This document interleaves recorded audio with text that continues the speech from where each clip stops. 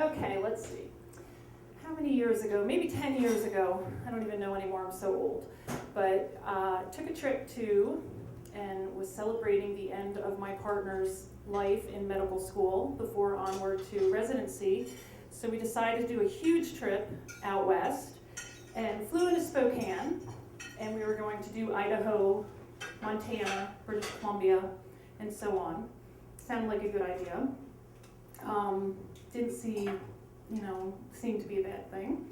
So anyway, we get there and we fly into Spokane, and of course we land. We have some camping stuff with us, but we're going to car camp, and we need to stop and get some things for car camping. So the first thing I see, and I'm very excited, is a huge Army-Navy store right near the border of Idaho, leaving Washington. And I'm excited because I used to go to the Army-Navy store in P-Town, right? You watch the gay guys trying some tight little, cut off fatigues. I thought it was gonna be fun. Maybe get a little UFO sighting sign for my house. Like just kid stuff, right? So I'm thinking, cool, this is gonna be fabulous. So we go in. It's not anything like the P-Town. I mean, there were guys picking out weapons for their sons. There was one guy, I swear he was helping another guy get a valve on a flamethrower. I was scared. I was like, all of a sudden, this lesbian from New York had no idea what she was doing. I'm like, oh my God. And I swear the guy behind the counter had one arm. It was like scary. And we, of course, all we need really is one of those white styrofoam, coolers.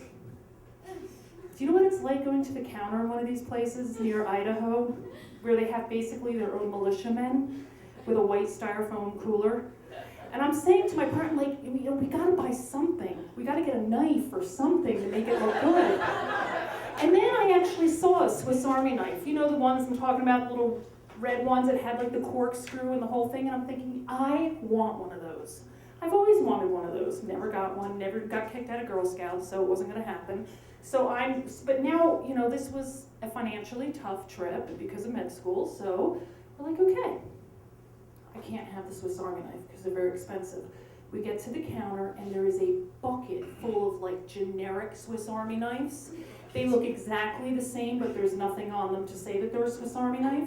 I'm like, I want one of those. But now the guy is like looking at us and we want to get out of there. And he's like, are you sure this is all you girls are gonna need? And I'm like, I don't know. I mean, where are we going? We're not going to West Bank, we're going to Idaho. So I grab one of the Swiss Army knives without trying it out, and this will make sense later, I hope. And we go on to pay, and of course I'm elbowing Anne when she pulls out her credit card saying, I have cash, no one needs to know any more than they already know about us. So we pay cash for the Swiss Army knife and move along. We get outside. It took us a while to find the rental car because, of course, there was a lot of camouflage trucks, and we weren't familiar with it yet or anything, so we had to move on. So anyway, we get in the car, and I'm thinking, we're getting close to the Idaho border. I'm like, oh, there's going to be Union peacekeepers there, UN peacekeepers, I swear to God, it was so scary. So everything went uneventful. I have my Swiss Army knife. Because I was so afraid, I never checked it out. So we go into Idaho camp one night, everything, and we're all like high on energy, right? Because we just started our trip, and woohoo, we're high. So the second night comes along, we're fine. We get to Glacier National Park, and we stay a night there. We go to the bear.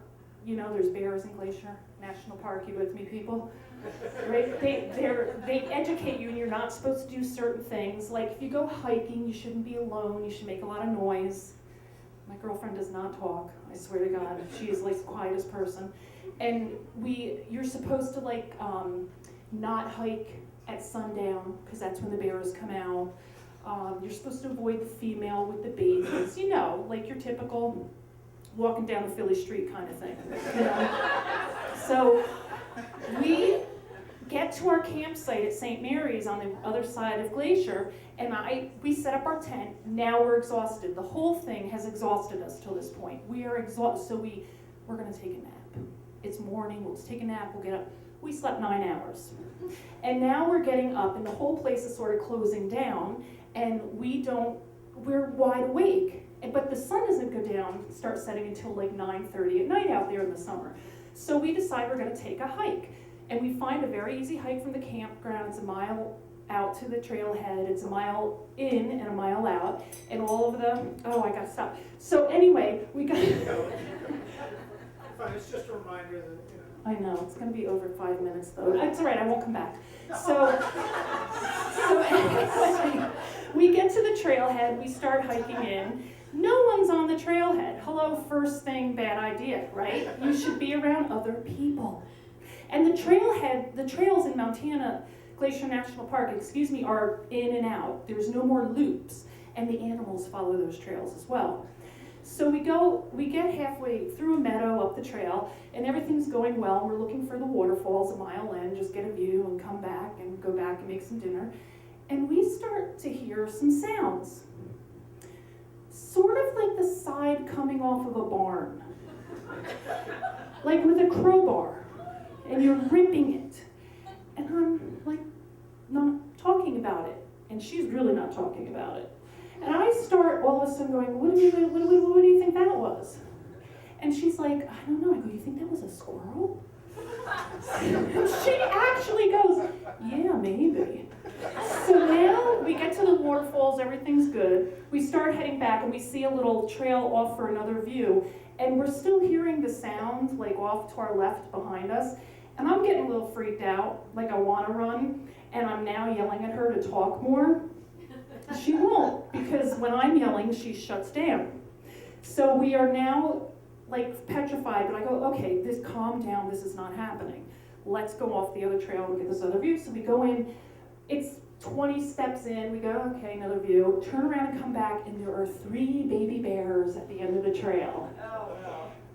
And I'm like, holy God, now you have to know, my girlfriend, the size of my leg.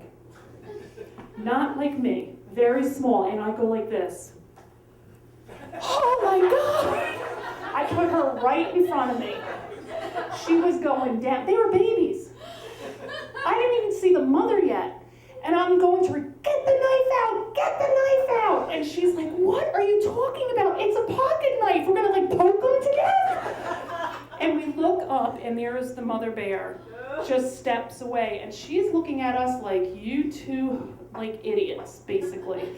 And she continues walking down the trail. And I'm like, what are we doing? And then I turn, I'm like, we have to talk, we have to make noise. And we have to follow these bears down this trail. We have to give them the right of way. And we're following, and I'm telling her, we're arguing, and she's going, I go, give me that damn knife, give me the damn knife. So I get the knife out, and it was like $2, in their defense. And I try opening it, and it doesn't open. It was basically something those guys in that Army Navy store had all intentions of us lesbians getting our asses kicked in the woods. All right, thank you, I'll stop.